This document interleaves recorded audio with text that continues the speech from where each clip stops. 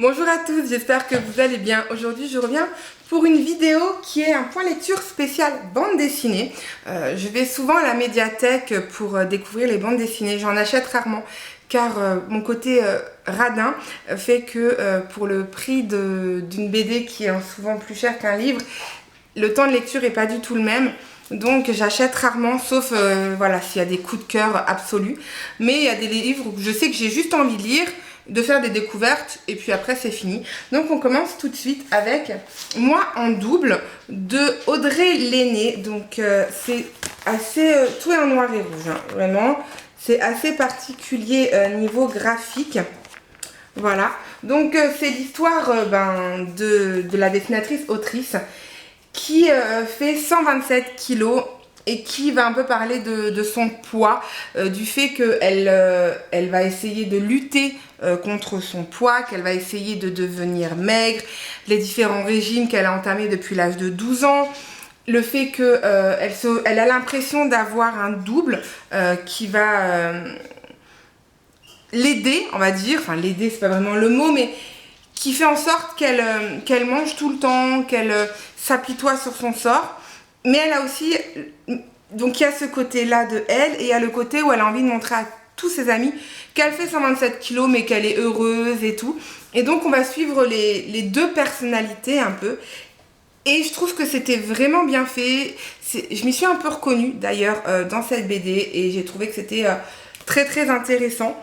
C'était bien fait. Après, c'est vrai que j'ai pas forcément tout compris de l'histoire, surtout la fin que j'ai moyennement compris, on va pas se mentir.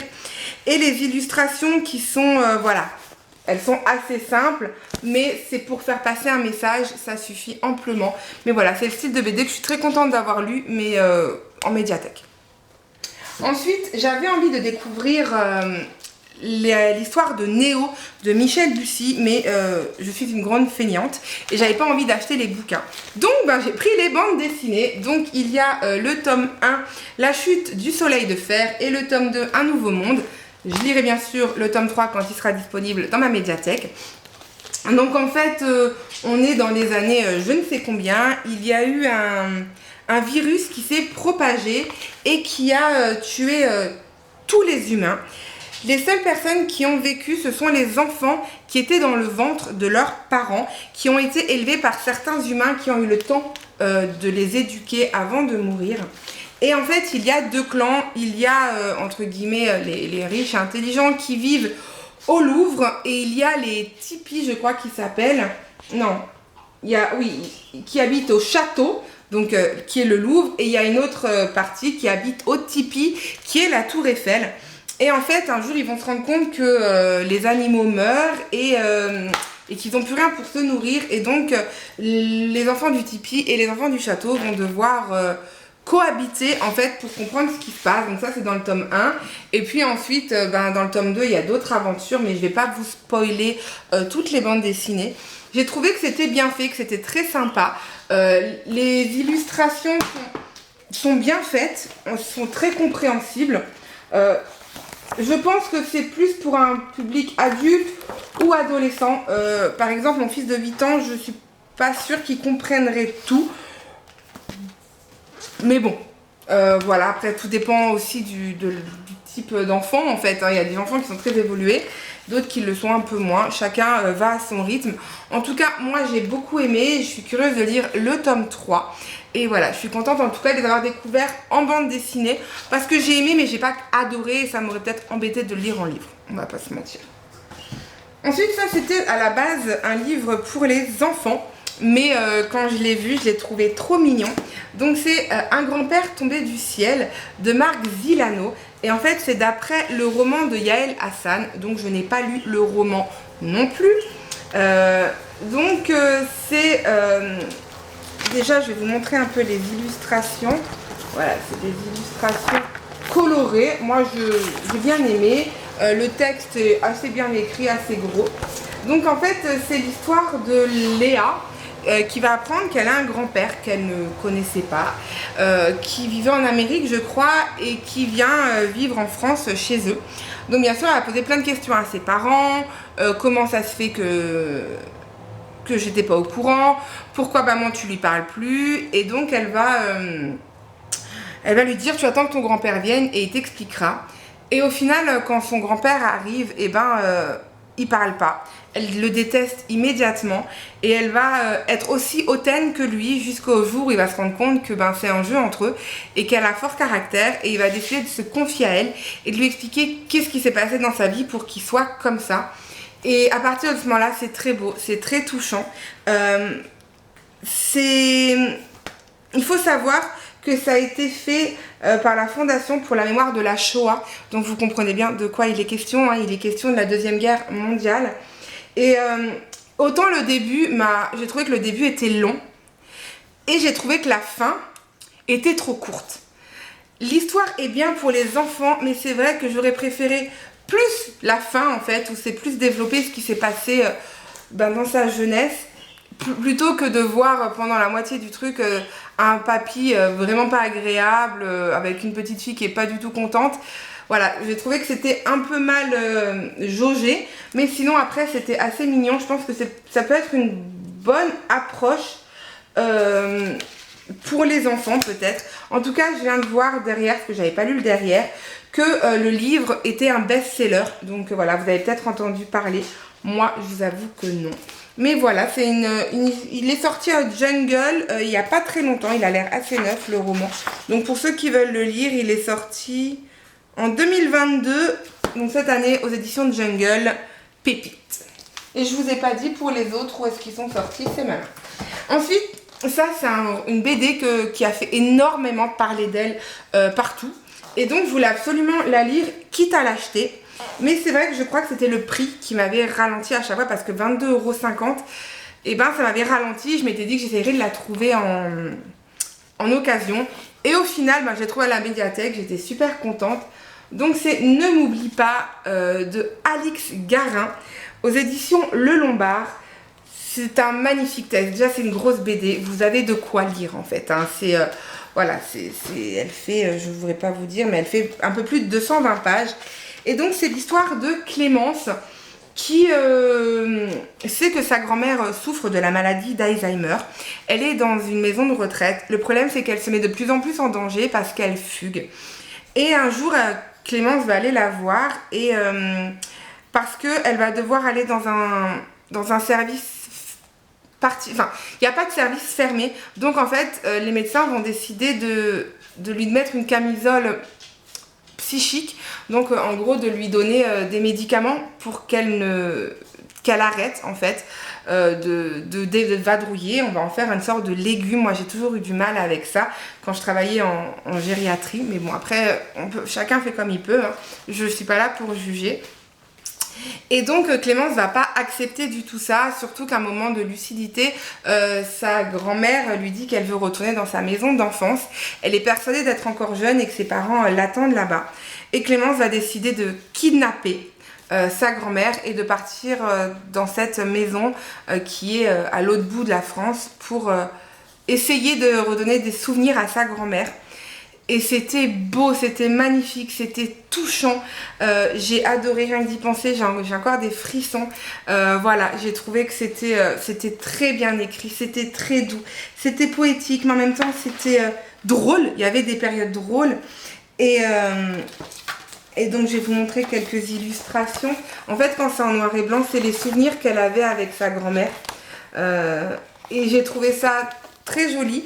Et en plus de ça, il y a également Clémence qui va essayer de se retrouver elle-même, parce qu'elle ne s'est jamais vraiment trouvée en tant que personne. Et ça aussi, c'est beau. Et c'est un livre plein d'humanité, plein de tristesse aussi. Et bref, moi j'ai adoré cette BD.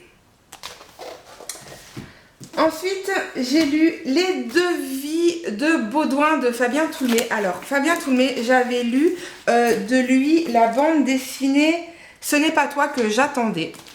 Et en fait, j'avais vraiment adoré cette BD.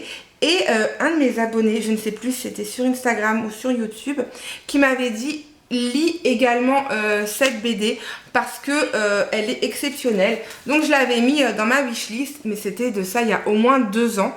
Mais voilà, quand vous me donnez des conseils, je les note et je ne les oublie pas. Et donc j'ai fini par la trouver à la médiathèque. et je l'ai lu et c'est pareil. Qu'est-ce que c'était beau! Oh, mais je m'attendais pas du tout à ça. À la fin, j'ai eu les larmes aux yeux. C'était magnifique. Donc pour l'histoire, c'est Baudouin qui a 30 ans, enfin une trentaine d'années, qui est vraiment solitaire. Il est ancré dans ses habitudes, il fait un travail qu'il n'aime pas du tout. Il ouvre tous les matins le tiroir de son bureau où il y a écrit le nombre de jours avant sa retraite, en sachant qu'avec la trentaine d'années, enfin c'est pas demain. Et voilà, il a vraiment une vie monotone et ça s'arrête là. Il sort pas, Et puis il a son frère qui s'appelle Luc, voilà, j'allais dire Jean-Luc, mais non, Luc, qui lui est médecin chez Médecins Sans Frontières, qui fait le tour du monde, qui n'a pas de lieu fixe où il habite, qui est tout le contraire de lui. Et un jour, en fait, Baudouin va avoir une grosseur au niveau de l'épaule ou quelque part comme ça. Et donc, on va lui apprendre qu'il lui reste plus que quelques mois avant de mourir. Et donc là, son frère Luc, il va lui dire de tout plaquer. Plaquer son travail qu'il déteste et tout. Et de partir avec lui en Afrique. Et de vivre des expériences. Et waouh, c'était mais tellement beau. C'était fort, puissant. Le livre, il est gros, donc il y a aussi de quoi lire. Et la fin, je m'y attendais pas. Et encore rien que d'y parler maintenant, je suis émue. Vraiment, j'ai vraiment les larmes qui arrivent. C'était magnifique. Vraiment, c'était beau. Rien que pour la fin, il faut lire cette bande dessinée qui est touchante, qui est pleine d'apprentissage en fait. En fait, notre vie, c'est maintenant, c'est pas dans 50 ans. Si on n'est pas heureux, il faut faire tout pour être heureux. Il faut essayer des fois de, comme dirait Christina, de se secouer le coco. Et voilà, c'est waouh quoi. Merci, je ne sais plus la personne qui me l'a conseillé, mais si elle se reconnaît, un énorme merci parce que j'ai passé un excellent moment. Et voilà, si vous pouvez vous aussi la lire, je pense que vous ne serez pas déçus. Puis, plus de légèreté avec ces deux BD qui est Ellie et Gaston. Donc il y a le tome 1 qui est La forêt des souvenirs et le tome 2 qui est L'esprit de l'automne. Donc c'est une petite BD, donc je vais vous parler du tome 1 qui est toute mignonne, j'adore, les illustrations étaient très très belles. Voilà, c'est très coloré, c'est très joli. Donc en fait c'est l'histoire de Ellie, hein, qui a un petit chat Gaston et sa grand-mère habite près d'une forêt. Et pendant les vacances, elle est obligée d'y aller parce que ses parents ne peuvent pas la garder. Elle, ça la saoule clairement. Et un jour, elle va aller dans la forêt interdite et là, elle va faire plein de découvertes, de secrets, de choses fantastiques. Et c'était très beau, très bien fait. Dans le tome 2, on continue donc la suite où on a des révélations, des secrets qui commencent à éclater. Moi, j'ai trouvé ça très frais, très mignon. Pour les enfants, c'est complètement dépaysant. Pour les adultes, ben, c'est clairement, voilà, ça vous permet de passer un bon moment. C'est cocooning. Moi, vraiment, je ne connaissais pas du tout ces bandes dessinées. C'est la couverture qui m'a attirée et j'ai aimé.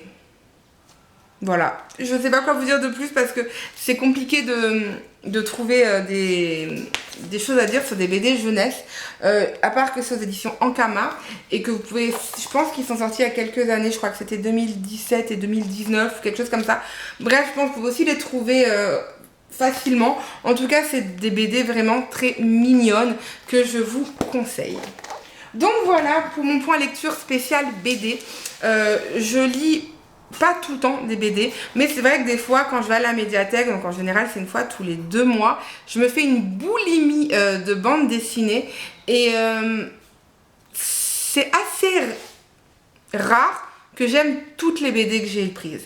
Souvent je suis déçue, vraiment souvent je fais des essais et je suis assez déçue parce que j'ai lu.